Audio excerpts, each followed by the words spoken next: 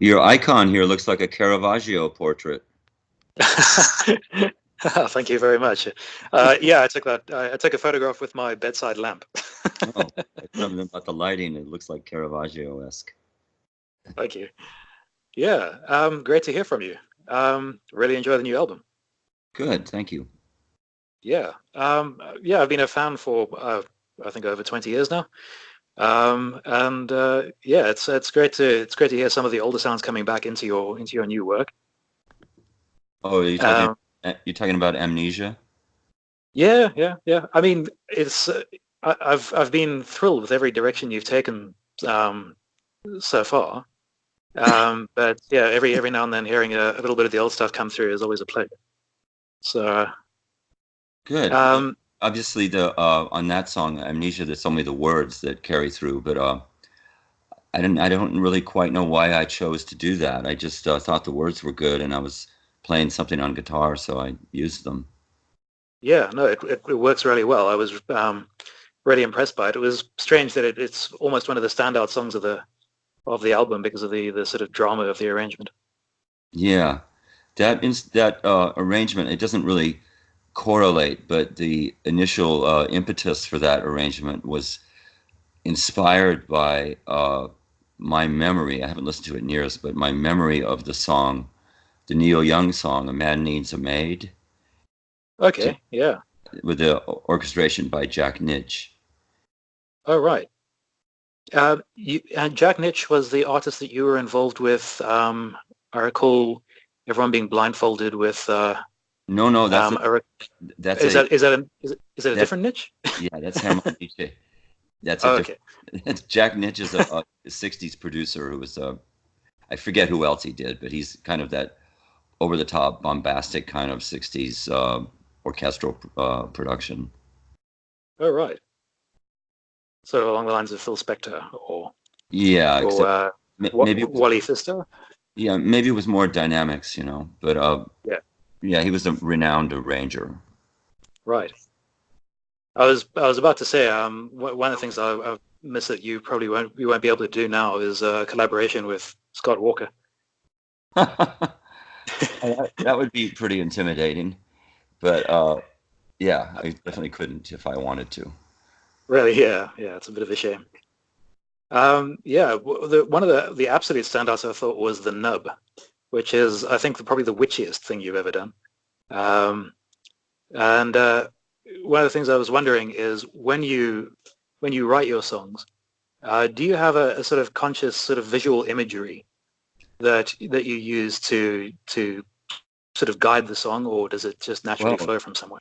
as it happens with that song, I had a particular visual image. It happened that I was playing this guitar part, and as is usually the case, I couldn't come up with any fucking words. And for some reason, I thought of Baby D, who is a great uh, sorry, I just got a text. It's distracting. Uh, That's all right.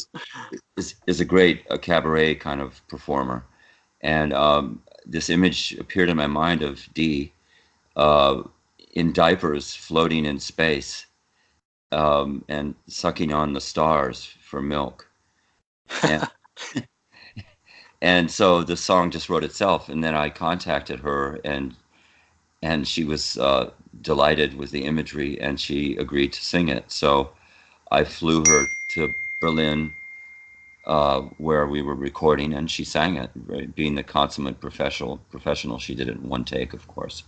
But yeah, so that's the gestation of that song. That's really impressive. That's great.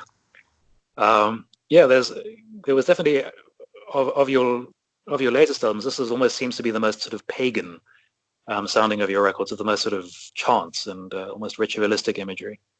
Um, so, By pagan, do you mean like naked people dancing around a fire? well, yeah, something like that. um, so, were some of the sound? Were you revisiting some of your Angels of Light work, or did it just come out of returning to some of the older musicians? Well, No, I didn't really think about Angels of Light at all or Swans. I had a collection of songs and I wanted to orchestrate them. So I thought of the people that I know around the world whose music I admire and whose company I enjoy. So I asked them to participate. Uh, Okay. and, I guided the process, but there's a lot of input from the other musicians, and they should get all due credit, of course. Um, so that's how the songs turned out. Right. Yeah. No.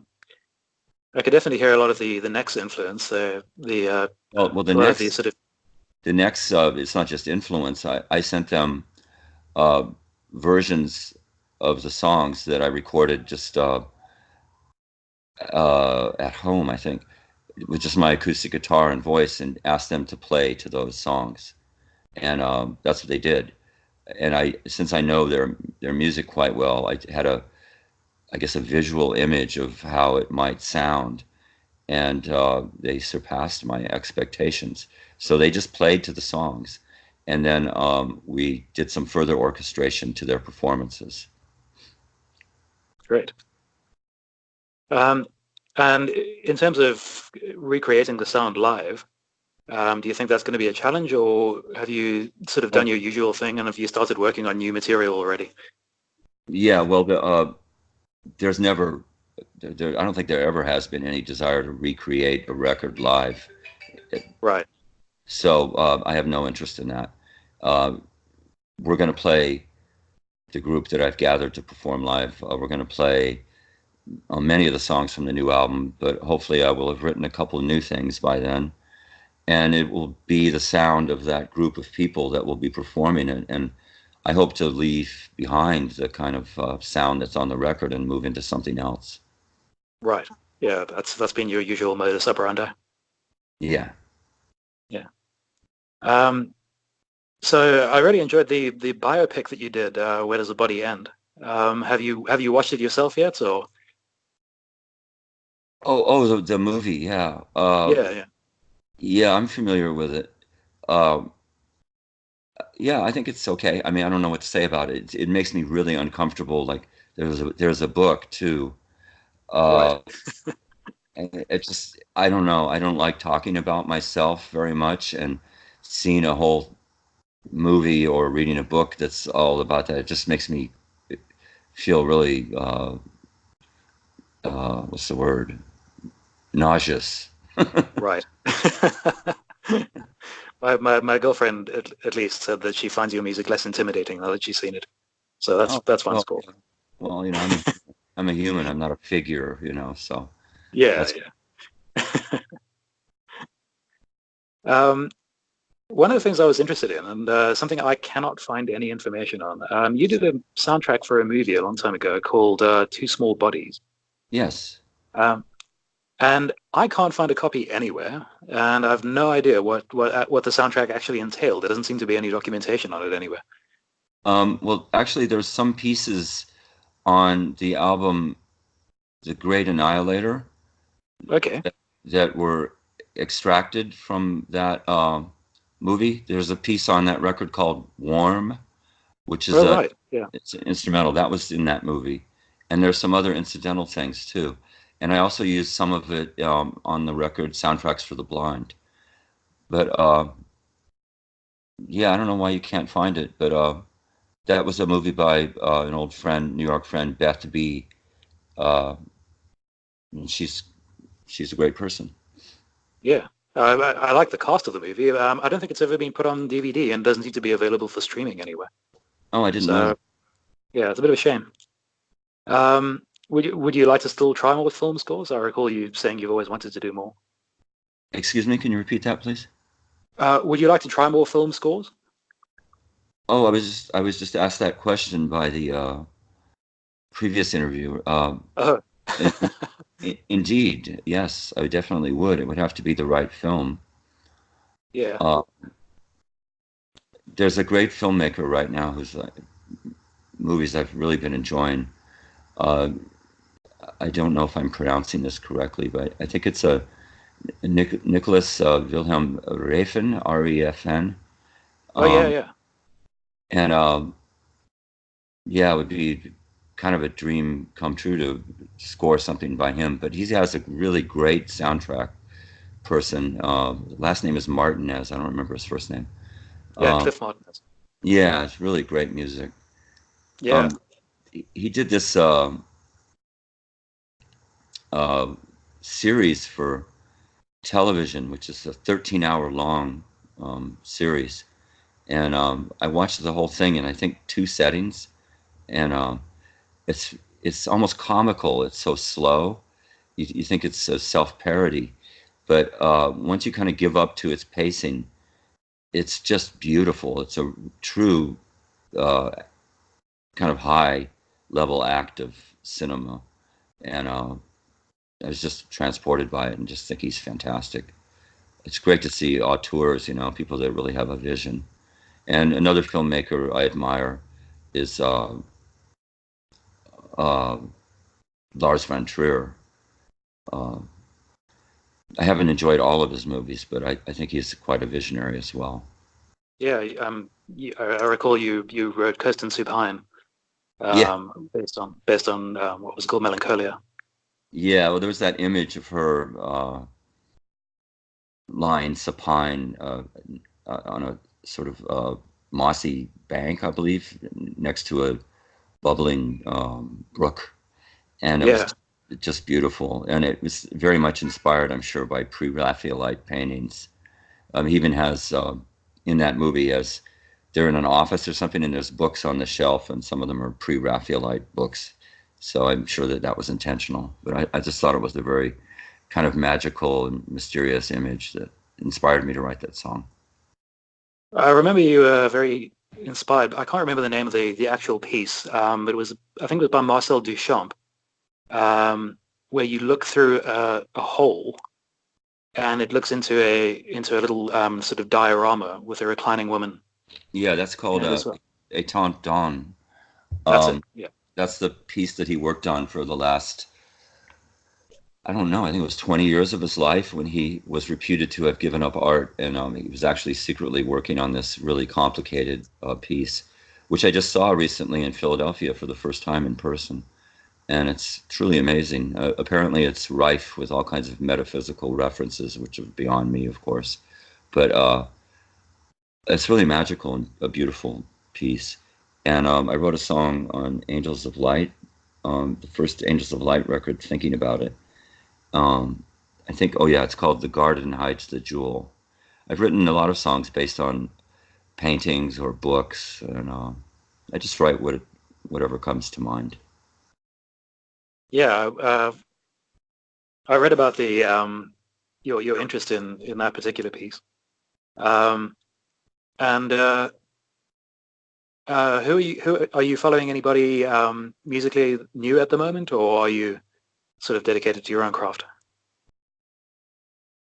Yeah, I'm pretty deficient in that regard. I don't really listen to much music, let alone contemporary music these days. Of course, we mentioned the Necks. I always am anxious to hear their new work. Yeah. Uh, Ben Frost, who's on the record, I'm always happy to hear his music. Um, I guess as it happens, the people that are on my record, I like their music. Like Anna van Hosswolf, I think is a really tremendous artist, and so I like her work. One of the artists I think was quite strongly influenced by you of late was a Norwegian band called Arabrot. I don't know if you've heard of them. No, I haven't.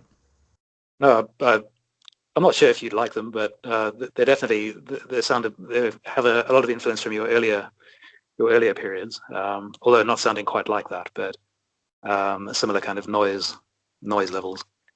Uh-huh. Well, I don't know. um, what else was I going to ask you? Oh, and speaking of Refn, one of the movies I thought like really recalled your work was The Neon Demon, which reminded me a hell of a lot of your song Celebrity Lifestyle. Oh, really? Yeah, I don't know if you've seen it, but Yeah, it's I saw about that. the. That was kind of one of his worst films, wasn't it? I mean, I, I think people are very divided on it. yeah, maybe I'll watch it again because when I watched it, I wasn't really familiar with his work, and I didn't really like it. And now, having watched most of it, I think maybe I'll go back to that and see what I think of it. But Oh, I think you'll enjoy it. okay, I'll go back to it. Yeah, especially the final scene struck me as um, very Swans influenced. Yeah, okay, well, I'll check it out. So, are you moving on to touring now again, or? Well, I'm right now in Moscow, and we just did Norman Westberg and I just did two shows. We in Russia. We played St. Petersburg and Moscow. I'm in the midst of a solo tour where I play my songs on acoustic guitar, and Norman plays before me. He loops his guitar and plays over it, and it's kind of a great active ambient experience. And so we're touring for the next 2.5 weeks. That's great. So you two are still really good friends. Oh yeah. I mean, Yeah, the dissolution of the last group was entirely without acrimony at all. It was just yeah, that we kind of had reached an apogee, which is always inevitably followed by a nadir, and we didn't want to go to the nadir, so we just disbanded because we had kind of wrung the rag dry, as far as us all working together as collaborators. yeah, yeah. This definitely sounds. Your latest album definitely sounds like a very clean break in terms of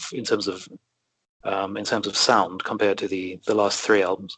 Great. I mean, all the people from the previous configuration of Swans contribute to it, but Yeah, it just wasn't a band. I didn't write a song and then take it to a band who had a sound and a way of performing it. Instead, I gathered people who I thought were appropriate for the song in particular. So it was a different way of working. yeah. Which brings me to your first rap song, which was "Phantom Limb." Oh, that's so funny. uh, That was a struggle.